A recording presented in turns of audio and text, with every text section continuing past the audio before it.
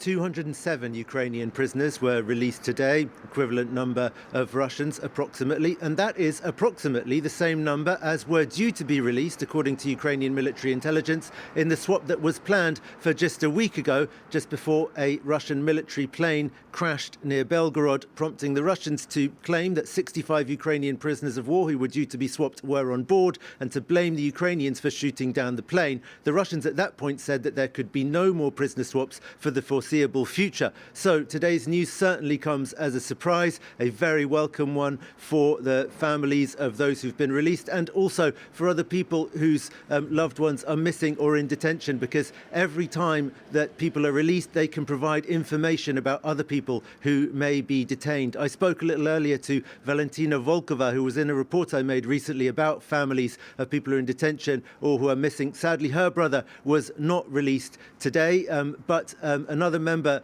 of the association, who I also met, did find her brother among those released today. It's always a surprise. They're only told once the release happens, and it was even more of a surprise, Valentina told me today, because she had really been resigned to the idea that it would be a very long time before the next prisoner swap could happen. She told me, though, that she didn't have any information as to what persuaded the Russians to change their mind or how this unexpected swap was achieved. She could only say that she had nothing but praise for the Ukrainian authorities involved. The Ukrainian authorities, who have said that among those released today, there is no one whose name was on the list of the 65 people that Russia alleges were on the plane that crashed, that list published by Margarita Simonyan of Russia Today. There's still a lot of skepticism here in Ukraine as to whether those people really were on the plane at all, as Russia has refused to hand over any bodies and published only really scant photographic evidence.